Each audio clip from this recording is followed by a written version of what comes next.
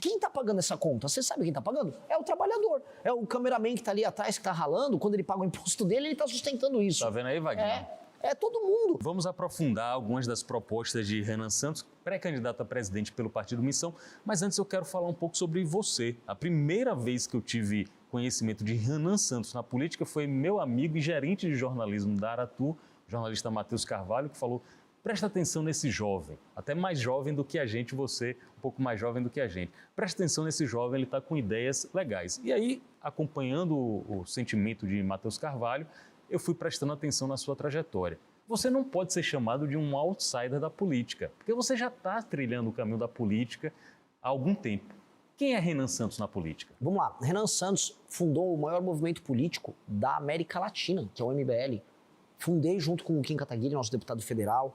Fizemos as manifestações que derrubaram a Dilma Rousseff, ou seja, eu tenho experiência em derrotar o PT, isso aqui que fique claro. Derrotei a Dilma e depois participei das ruas daquilo que foi a prisão do Lula em 2018.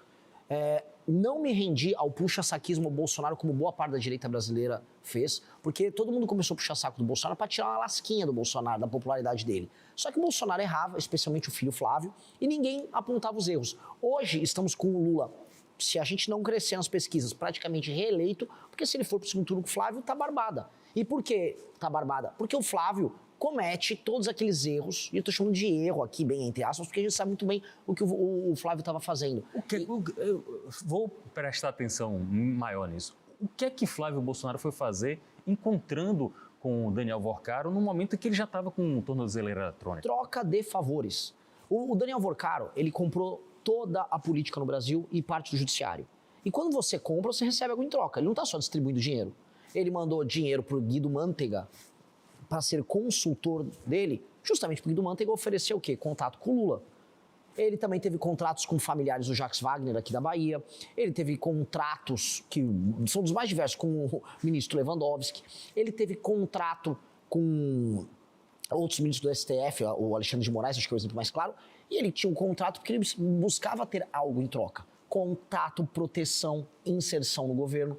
Com o Flávio Bolsonaro, ele também teve um contrato. Repare, é um contrato multimilionário do tamanho do contrato do Alexandre de Moraes. E ele não vai querer nada em troca? O que o Flávio ofereceu em troca? Muitas pessoas dizem que foi aquela MP que foi emitida em 2022, durante o governo do pai do Flávio, do Jair, que aumentou o crédito cesta, que aumentou os créditos consignados, que manteve o Banco Master vivo dali em diante. Então, é bom ficar de olho, porque quando descobrirem, a casa do Flávio vai cair. Já está caindo, mas vai cair. E não é muito interessante que a gente está aqui na Bahia e a casa do Flávio está caindo por conta de Trancoso, que aparentemente ele veio aqui para Trancoso tratar de assuntos Dizem que tem vídeos, né? Sim. Até agora não saiu nada. Vídeos bem complicados. E também, por conta, não vamos nos esquecer, do crédito cesta, que aumentou o crédito aqui e começou aqui na Bahia. Tá com o Renan Santos aqui, pré-candidato pelo Partido Missão, visitando a Bahia e tentando preencher uma lacuna que é o que os especialistas apontam do seu teto de votos de pesquisa, né? O teto de avaliação de pesquisa, é justamente o desconhecimento. Sim. Como é que você... aliás, é um problema entre os candidatos, é um problema que dá para sanar em 5, 4 meses. Outros problemas de outros candidatos não dão para ser sanados em 4 meses. Exatamente. Como é a sua estratégia para ser mais conhecido? Trabalhar muito mais de todo mundo. Eu sou uma máquina de trabalhar. Eu tô rodando o Brasil de carro, de avião, do jeito que der, a pé, se precisar, vou a cavalo, vou nadando, eu vou em todos os veículos de imprensa que eu puder, vou conversar com todo mundo, vou ser atacado, vou responder sempre com educação, não lacro pra cima de jornalista, mas trago a minha versão dos fatos, minha visão do que eu tenho pro Brasil, e com base nisso a gente vai criando um padrão. E qual é o padrão? Onde eu sou conhecido, eu viro voto. Por exemplo, onde eu sou mais conhecido entre os mais jovens. Onde eu estou entre os mais jovens na pesquisa, em primeiro. Então, se eu fico conhecido, eu vou para primeiro. Então, começando a me conhecer mais no público de 25 a 35, agora. Ou seja, não tão jovem. É 18 a 24. Né? Do 16 a 24 eu estou em primeiro. No de 25 a 35, eu já estou com 12%. Eu tinha 2% ali. Então, conforme vou me conhecendo, eu vou subindo. E depois de 35 a 45, também vou subir. É uma questão de tempo. As pessoas estão me vendo na TV, estão me vendo nas rádios, estão me vendo na internet.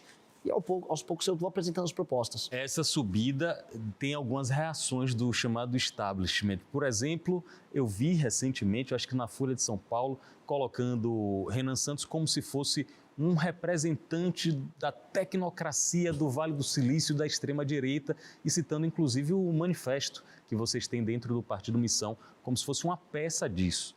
É uma reação do status quo? Putz, assim, ó, toda vez que um jornalista te chama de fascista às vésperas de uma eleição, você ganha a eleição. É o clássico, né? Chamaram o Trump de fascista, o Milei de fascista, o Bolsonaro de fascista. O que aconteceu? Todos ganharam. Agora chegou minha vez de ser chamado de fascista.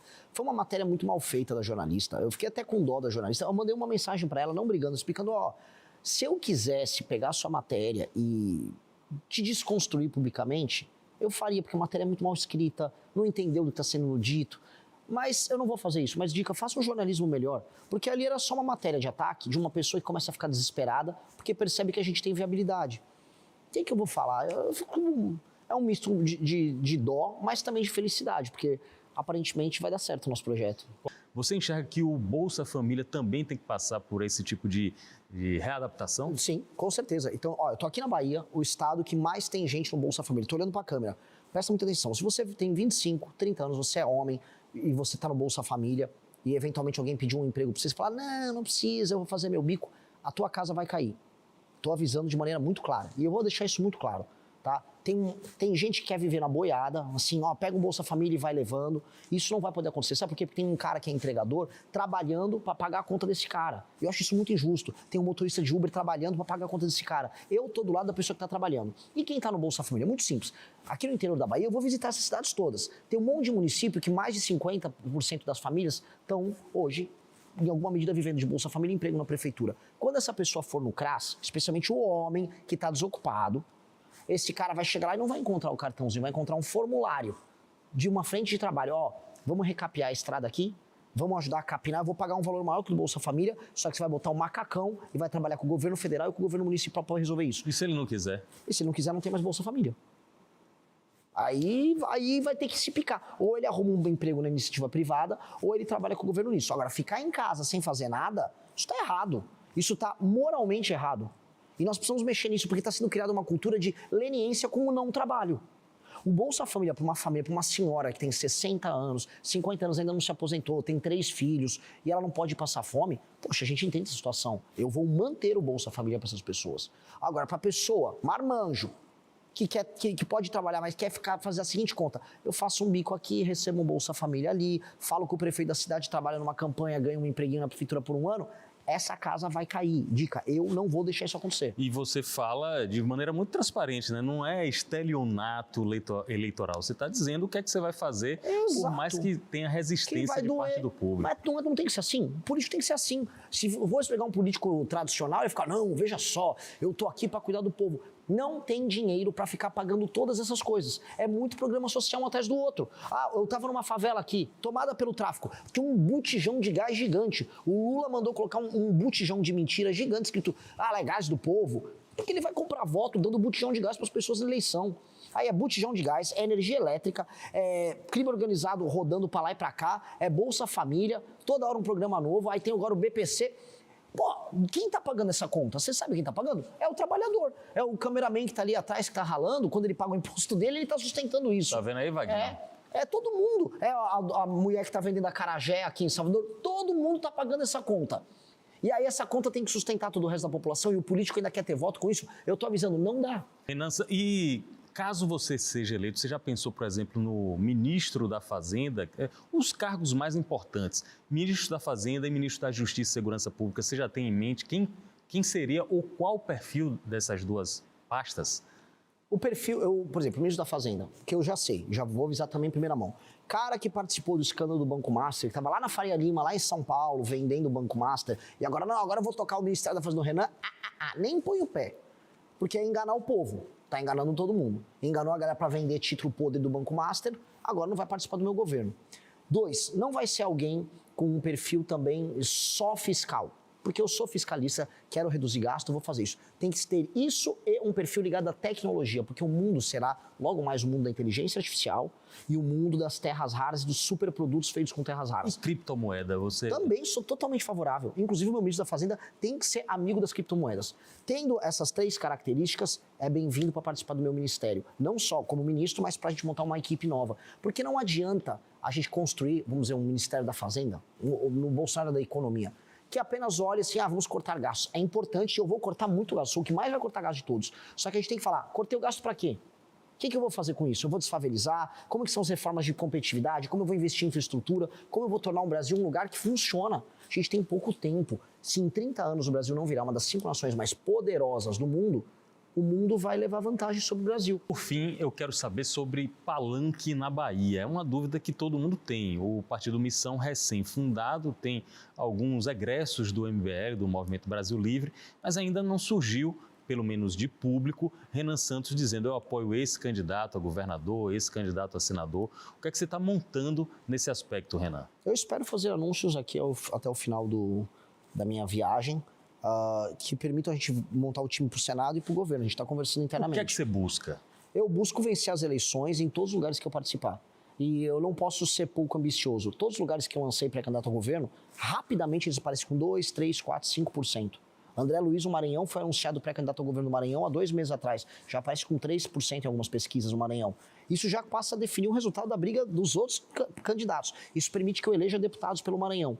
Mesma coisa vai acontecer aqui na Bahia. Até porque, infelizmente, como a gente, voltando para o começo da nossa entrevista, as duas forças principais aqui do Estado não estão respondendo os problemas do povo soteropolitano e do povo baiano. Aqui precisa de um choque de capitalismo e aqui precisa de um choque de força para destruir o crime. E ninguém está falando disso nos termos que são cedidos. Bahia está destruída. Destruída. A Bahia ficou para trás em tudo. A Bahia virou um exemplo de lugar que não funciona. A Bahia está triste. Não adianta ficar botando um monte de cara lá do Olodum, de uma galera dançando, fingindo que está feliz. A Bahia está triste, a Bahia está derrotada. A gente precisa mudar esse clima.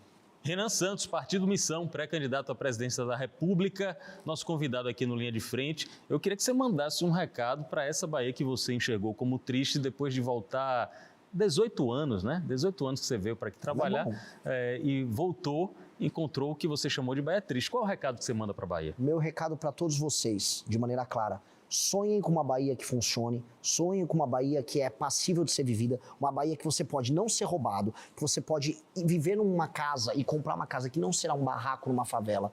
Porque uma Bahia em que você pode trabalhar e produzir, que você não vai precisar migrar para outros estados para buscar a sua felicidade. Hoje, o sonho do baiano é ir embora da Bahia. Essa é a real. O povo de Salvador vai embora de Salvador para morar em outras cidades. Eu quero que vocês sejam felizes aqui, comendo a comida aqui, que é uma delícia, vivendo o clima que é uma delícia, um lugar que tem grande parte da boa literatura brasileira, boa parte da boa música brasileira, da boa poesia brasileira. A Bahia é sensacional. Só que não adianta ela ser sensacional em termos culturais e ela ser pobre e violenta em todo o resto. Então, bem viver na Bahia é possível, só que tem que ser possível com trabalho e com ordem. E eu estou deixando esse recado. Eu, como presidente, vou focar nisso. Renan Santos, Partido Missão, nosso convidado aqui. Obrigado a você pela companhia. Até o próximo encontro.